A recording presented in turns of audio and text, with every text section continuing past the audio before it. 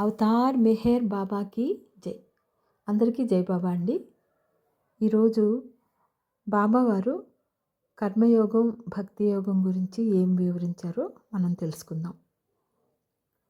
ఒకరు బాబాని ఏమని ప్రశ్నించారంటే, నిస్వార్థంగా సేవ చేస్తే పరమాత్మని సేవించినట్లే కదా బాబా అని అడిగారు. బాబా ఏమన్నారంటే, సామాజిక సేవ మంచిదే, దేశ సేవ, ప్రజాసేవ రెండూ మంచివే. ఇదే కర్మయోగం అంటే. ఈ కర్మయోగం వల్ల కూడా మనకి ముక్తి దొరుకుతుంది. అయితే ఓ పని చేయాలి.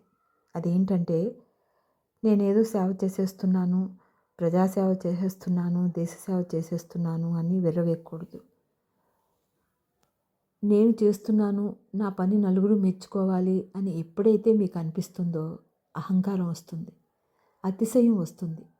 ఈ అహంకారం, అతిశయం పుణ్యమా అని చెడ్డ సంస్కారాలు మీలో గూడు కట్టుకుంటాయి.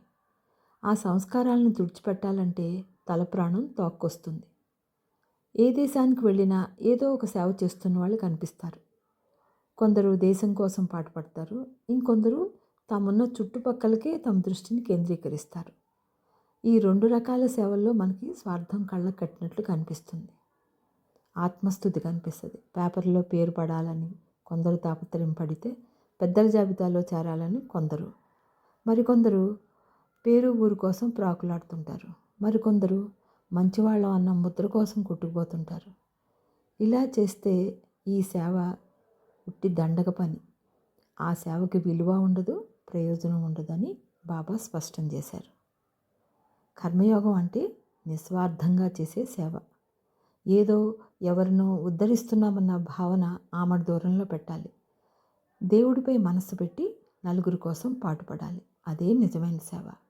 అదే భగవంతుని సన్నిధానం చేర్చే దివ్య మార్గం అన్నారు బాబా. ఇంకా భక్తి మార్గం గురించి చెప్తూ, కర్మయోగం కంటే భక్తి యోగం గొప్పది.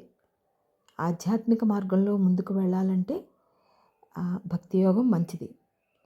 అయితే మీరు అనుకున్నంత సులువు కాదు. గట్టి పట్టుదల కావాలి. చెక్కు చెదరని అంటే ఎన్ని ఆటుపోట్లు వచ్చినా చెక్కు చెదరకూడదు. భగవత్ సాక్షాత్కారం దొరికే వరకు వదిలేది లేదు అనుకోవాలి. ఆ దీక్షకి భక్తి తోడైతే మీ తపస్సు ఫలిస్తుంది, మీ కోరిక నెరవేరుతుంది. అయితే భక్తితో ప్రార్థిస్తున్నాం కదా అని నాకు అది కావాలి, నాకు ఇది కావాలి అని మనం భగవంతుణ్ణి వేడుకోకూడదు. అప్పుడు ఆ భక్తి బూడిదపాలే అన్నారు. ఆ భక్తికి అర్థం పర్థం కూడా ఉండదు. అప్పుడు భక్తి అంటే తపన. దేనికోసం తపన? దేవుణ్ణి చూడాలని, దేవుడితో ఏకం కావాలని మనసా వాచా పడే మథన. రోజంతా పురాణాలు చదవటం, భగవన్నామ పారాయణం చేయటం భక్తి కాదు.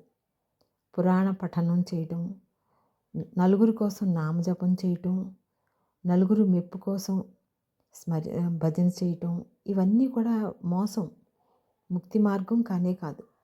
దేవుని మీద మనసు పెట్టాలి.